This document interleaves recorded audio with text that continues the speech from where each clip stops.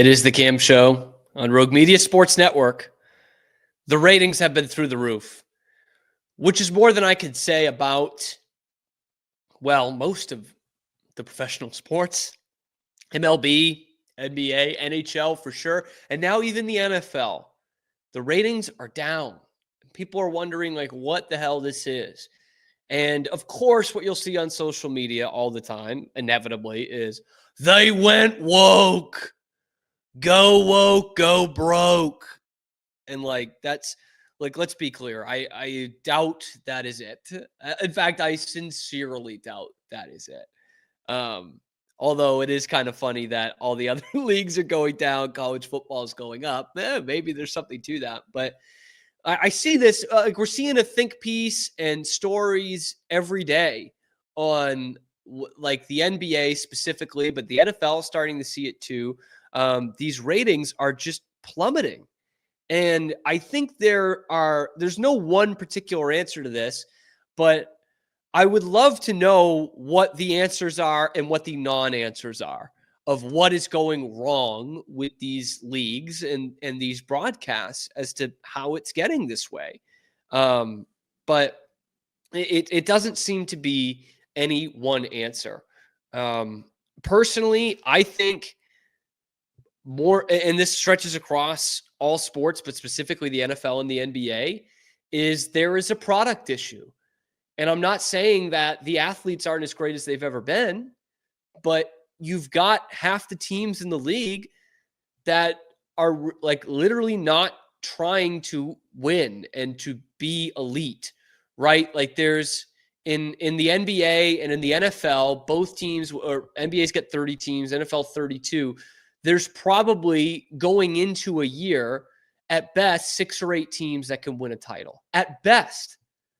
And those teams that are not of those 6 or 8 or are not number 9 or 10 or 11 of terms of like, hey, next year we're going to be in contention.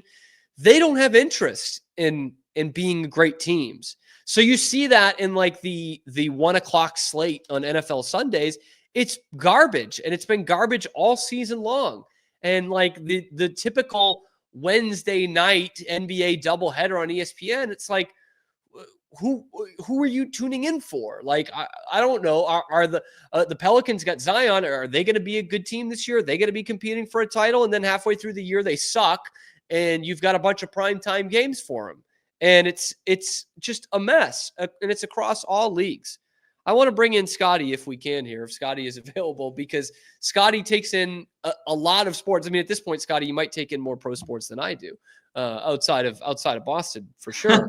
So I'm like, I'm sure you're seeing this. Like, it's popped up all over the place.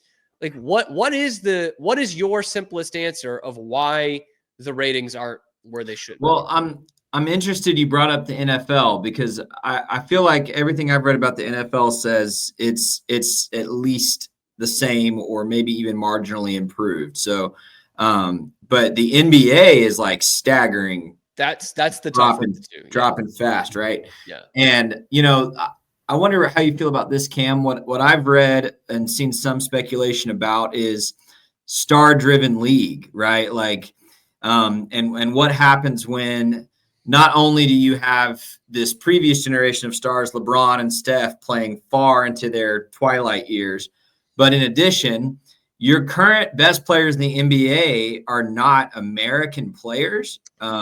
It's the Jokic and the Luka Doncic and the Giannis, and have we failed to anoint the next successor to Bird and Magic, Michael, Kobe and Shaq, LeBron, like Steph? Have we failed to find that next superstar? And I do wonder how much that has to do with it.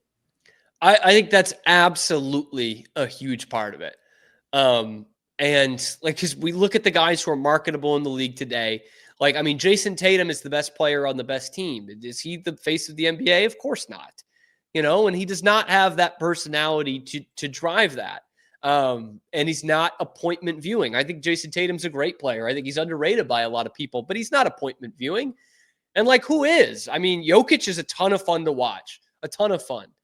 But I mean, it sounds so East Coast bias, but it's like when you play for Denver, that does not become appointment viewing. I mean, you saw it for years, Scotty, with Dirk.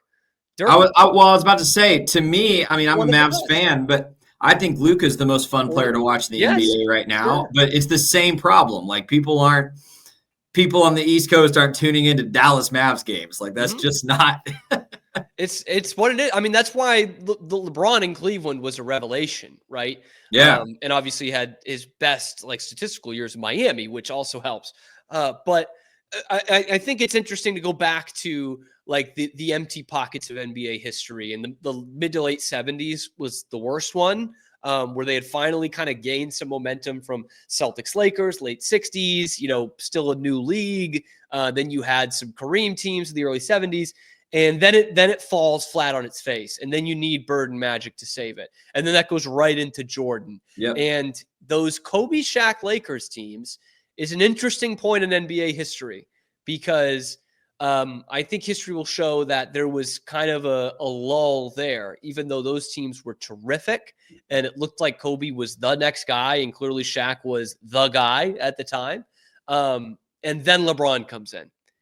And it's different. And LeBron is appointment viewing, the likes of which we had never seen in the NBA outside of Michael Jordan, like truly, for 20 years. Like if LeBron was on a better team now and was in the finals, like they would still be smashing records and the league would be as popular as it's ever been. But it's what's funny is what's probably taking down the NBA a little bit is what's making it in a weird way more popular than ever. And that is, and I don't even mean this as an insult, it is a TikTok league. Like it lends itself so much to short form clips. Yeah. And I mean, I think I could keep up with the NBA by scrolling through my Twitter in the morning, not watching the ESPN doubleheader or the TNT games or inside the NBA. Well, and you can answer this for me, Cam, because I am so not in these circles. Part of what the NBA got right with Jordan, and I would even say LeBron to an extent, is cultural influence, like shoe game and style, and even LeBron doing like the barbershop, series of conversations.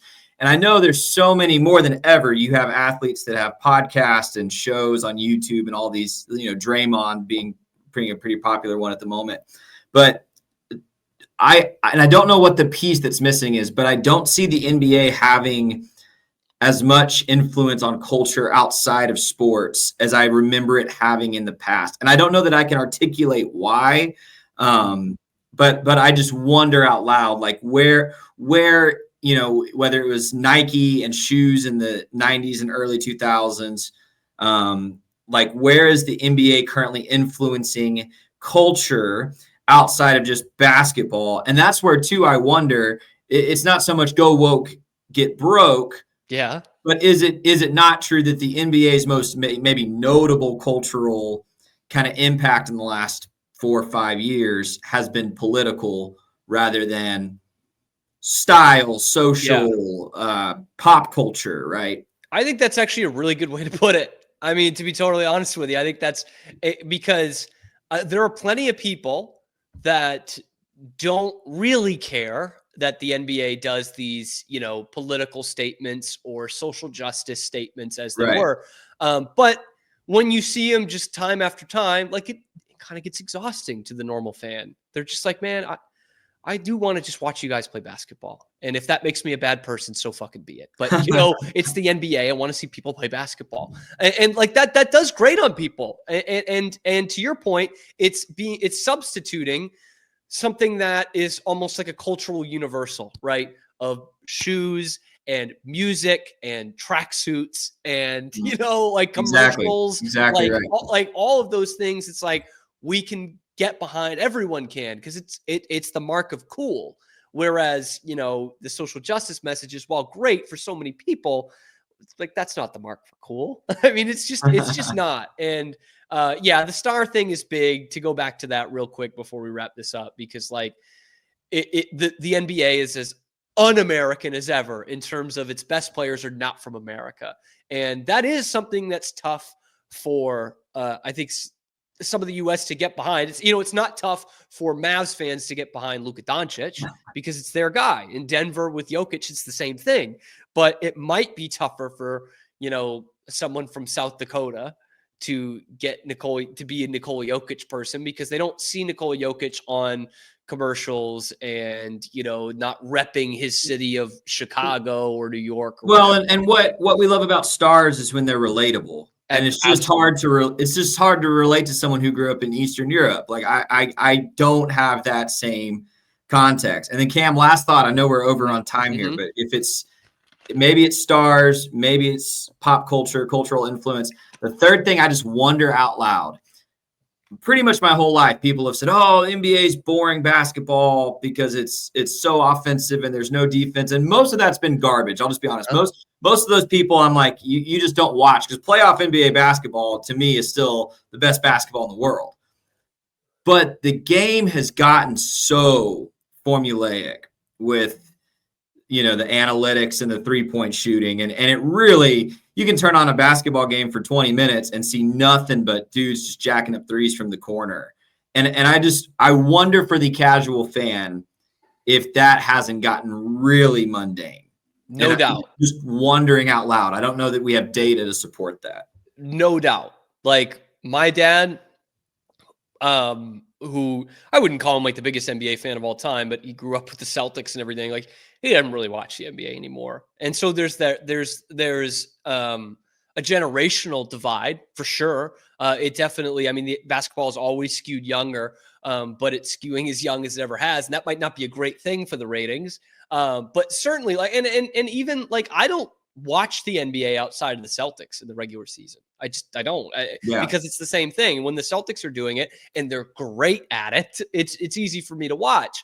But I'm not going to lie, this is going to sound really douchey, but I gained a greater appreciation for the NBA the last few years, with obviously the Celtics taking that next step from being pretty good to great, by really diving into some of this stuff, into like film breakdowns and kind of the strategy and analytics behind it. But to your point, it's like, if you lined up a room of me and 20 other people that watch the NBA casually, I might be the only one that's like, yeah, I do watch those kinds of things. You know what I mean? Nobody, because it's boring to a lot of people, And so that makes me sound like, oh, I'm this basketball douche. But it's like that's what's made me even appreciate it and kept me watching it, is to try and look at it through an analytical lens. And for a lot of people, and for me in most sports, it's like, I don't want to do that when I'm watching a game. Right. So you're right, though. It's everyone's jacking up threes. There's not a lot of, nobody knows post moves anymore because you don't need them. It feels like a lot of the traditional strategy of the game has been sucked out, and that's too bad. And the ratings are dropping. And I don't know if they'll continue to drop, but I'll say this. They owned one day a year the way the NFL owned Thanksgiving. NFL owns 16 to 25 days a year. But the NBA owned Christmas Day for sports. And now the NFL's got games on Christmas Day. Good luck. We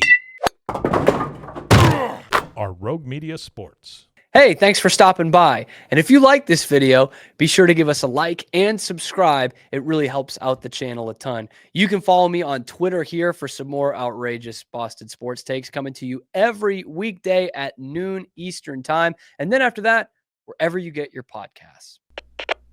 We are Rogue Media Sports.